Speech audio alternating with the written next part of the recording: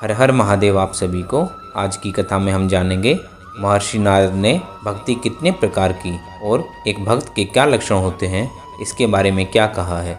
आइए आरंभ करते हैं आज की कथा को।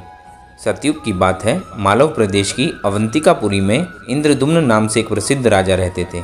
उनका जन्म सूर्यवंश में हुआ था। वे ब्रह्मा जी से 5 पीढ़ी नीचे थे। राजा इंद्रदुम्न महान सत्यवादी, सदाचारी, शुद्ध आत्मा तथा सात्विक पुरुषों में अग्रगण्य थे। वे प्रजा को अपनी संतान समझते थे और सदा न्यायपूर्वक उसका पालन करते थे। भगवान विष्णु के चरणों में उनकी अनन्य भक्ति थी। एक दिन राजा के यहाँ देवर्षि नारद पधारे। राजा ने विधि विधान से देवर्षि का पूजन किया और उन्हें सुंदर सिंहासन पर बैठाकर विनय पूर्वक कहा, भगवान, आज आपके पदार्पण से मेरा यह घर और कुल पवित्र हो गए। आपके दर्शन पाकर यह सेवक कृतकृत्य हो गया। योग्य सेवा के लिए आदेश देकर मुझे अनुग्रहित कीजिए। राजा की विनय भरी बात सुनकर देवर्षि नारद मुस्कुराते हुए बोले, नृपश्रेष्ठ, मैंने सुना है कि तुम भगवान श्री हरि का साक्षात दर्शन करने के लिए नीलांचल जाने का विचार कर रहे हो। यदि ऐसी बात है तो तुमने यह बहुत उत्तम निश्चय किया है। यह संसार एक भयंकर वन है। इसमें पग पग पर दुख और संकट के कांटे बिछे हुए हैं।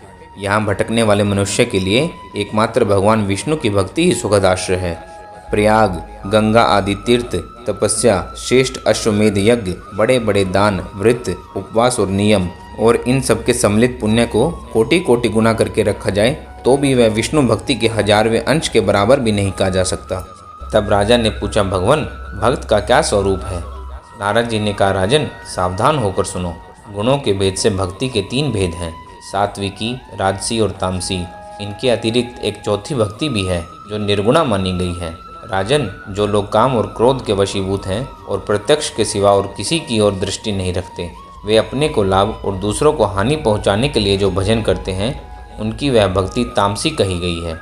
अधिक यश की प्राप्ति के लिए अथवा दूसरों की स्पर्धा से प्रसंगवश परलोक के लिए भी जो भक्ति की जाती है, वह राजसी मानी गई है। पारलौकिक लाभ को स्थायी समझकर और इहलोक के समस्त पदार्थों को नश्वर देखकर अपने वर्ण तथा आश्रम के धर्मों का परित्याग न करते हुए आत्मज्ञान के लिए जो भक्ति की जाती है, वह सात्विकी है। यह जगत जगन्नाथ का ही स्वरूप है।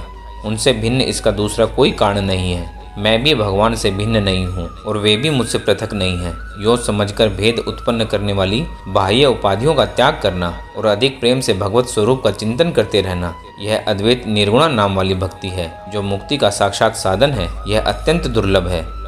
अब मैं विष्णु के भक्तों का लक्षण बताता हूँ, जिनका चित्त अत्यंत शांत है, जो सबके प्रति कोमल भाव रखते हैं, जिन्होंने स्वेच्छानुसार अपनी इंद्रियों पर विजय प्राप्त कर ली है तथा जो मन, वाणी और क्रिया द्वारा कभी दूसरों से द्रोह करने की इच्छा नहीं रखते, जिनका चित्त दया से द्रवीभूत रहता है, जो चोरी और हिंसा से सदा ही मुख मोड़े रहते हैं, सद्गुणों के संग्रह तथा दूसरों के कार्य साधन में जो प्रसन्नता पूर्वक संलग्न रहते हैं, सदाचार से जिनका जीवन सदा उज्ज्वल बना रहता है, जो दूसरों के उत्सव को अपना उत्सव मानते हैं, सब प्राणियों के भीतर भगवान वासुदेव को विराजमान देखकर कभी किसी से ईर्ष्या नहीं रखते। अविवेकी मनुष्यों का विश्व में जैसा प्रेम होता है, उससे 100 कोटि गुना अधिक प्रीति का विस्तार जो भगवान श्री हरि के प्रति रखते हैं। नित्य कर्तव्य बुद्धि से विष्णु स्वरूप शंकर आदि देवताओं का भक्ति पूर्वक भजन पूजन ध्यान करते हैं। पितरों में भगवान विष्णु की ही बुद्धि रखते हैं। भगवान विष्णु से भिन्न दूसरी किसी वस्तु को नहीं देखते। समष्टि और व्यष्टि सब भगवान के ही स्वरूप हैं। भगवान जगत से भिन्न होकर भी भिन्न नहीं है। हे भगवान जगन्नाथ, मैं आपका दास हूँ। आपके स्वरूप में भी मैं हूँ, आपके पृथक कदापि नहीं हूँ। जब आप भगवान विष्णु अंतर्यामी रूप से सबके हृदय में विराजमान हैं, तब सेव्य अथवा सेवक कोई भी आपसे भिन्न नहीं है। इस भावना से सदा सावधान रहकर जो ब्रह्मा जी के द्वारा वंदनीय युगल चरणारविंदों वाले श्री हरि को सदा प्रणाम करते, उनके नामों का कीर्तन करते, उन्हीं के भजन में तत्पर रहते और संसार के लोगों के समीप अपने को तृण के समान तुच्छ मानकर विनयपूर्ण बर्ताव करते हैं, जगत में सब लोगों का उपकार करने के लिए जो कुशलता का परिचय देते हैं, दूसरों के कुशल क्षेम को अपना ही मानते हैं, दूसरों का तिरस्कार देखकर उनके प्रति दया से द्रवीभूत हो जाते हैं तथा सबके प्रति मन में कल्याण की भावना करते हैं, वे ही विष्णु भक्त के नाम से प्रसिद्ध हैं। जो पत्थर, पराधन और मिट्टी के ढेले में, प्राय स्त्री और कूट शालमली नामक नरक में मित्र, शत्रु, भाई तथा बंधु वर्ग में समान बुद्धि रखने वाले हैं, वे ही निश्चित रूप से विष्णु भक्त के नाम से प्रसिद्ध हैं। जो दूसरों की गुण राशि से प्रसन्न होते हैं और पराये मर्म को ढकने का प्रयत्न करते हैं, परिणाम में सबको सुख देते हैं, भगवान में सदा मन को लगाए रहते हैं तथा प्रिय वचन बोलते हैं, वे ही वैष्णव नाम से प्रसिद्ध हैं। नारद जी का यह उपदेश सुनकर राजा इंद्रदुम्न बहुत ही प्रसन्न हुए और इस प्रकार बोले, भगवान, आपके संग और सदुपदेश से मेरे अज्ञान में अंधकार का नाश हो गया है। इस समय मेरा मन भगवान नीलमाधव के दर्शन के लिए उत्सुक एवं विकल है। अतः आप और हम दोनों बैठकर नीलाचल चलें और भगवान के दर्शन करें। नारद जी के तथास्तु कहने पर महाराज इंद्रदुम्न ने यात्रा की आवश्यक तैयारी कर ली। राजकीय मंदिर में भगवान विष्णु के दर्शन करके वे नारद जी के साथ रथ पर सवार हुए। मार्ग में महानदी और भुवनेश्वर क्षेत्र आदि पुण्य स्थानों में एवं देवताओं का दर्शन करते हुए वे यथा समय दल बल सहित पुरुषोत्तम क्षेत्र में जा पहुँचे।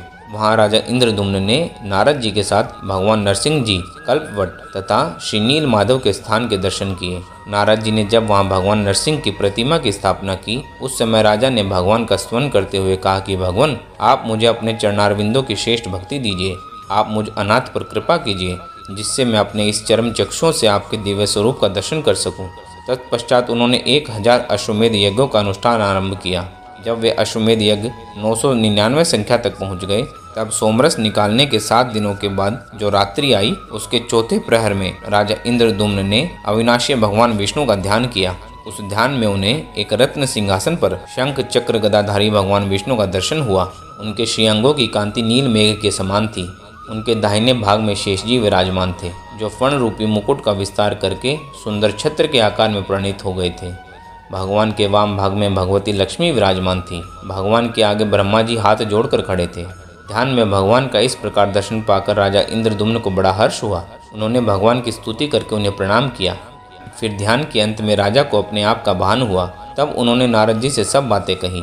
तब नारद जी ने आश्वासन देते हुए कहा, राजन, इस यज्ञ के अंत में तुम्हें भगवान के यहाँ प्रत्यक्ष दर्शन होंगे। ये सब बातें दूसरे किसी के आगे प्रकाशित न करना। राजा इंद्रदुम्न के अश्वमेध यज्ञ के समाप्त होने पर आकाशवाणी हुई। उसके बाद वहाँ भगवान स्वयं 4 विग्रहों में प्रकट हुए। बलभद्र, सुभद्रा और सुदर्शन चक्र के साथ भगवान जगन्नाथ जी दिव्य आसन पर विराजमान हुए। भगवान के 4 दिव्य रूप संपन्न हो जाने पर पुनः आकाशवाणी हुई कि इन चारों प्रतिमाओं की नीलाचल पर्वत पर कल्प वृक्ष के वायव्य कोण में 100 हाथ की दूरी पर और भगवान नरसिंह के उत्तर भाग में जो मैदान है, उसमें मंदिर बनाकर स्थापना करो। राजा ने उसका प्रसन्नतापूर्वक पालन किया। राजा इंद्रदुम्न ने भगवान जगन्नाथ की स्थापना करके उसकी स्तुति की और फिर उन चारों काष्ठमयी प्रतिमाओं का विधिवत पूजन किया। यह वही पुरुषोत्तम क्षेत्र है जो चारों धामों में से एक है और जगन्नाथपुरी के नाम से प्रसिद्ध है। राजश्री इंद्रदुम्न भगवान पुरुषोत्तम को प्रसन्न करके नारद जी के साथ ब्रह्मलोक में चले गए। हर हर महादेव। दोस्तों, यह थी आज की कथा।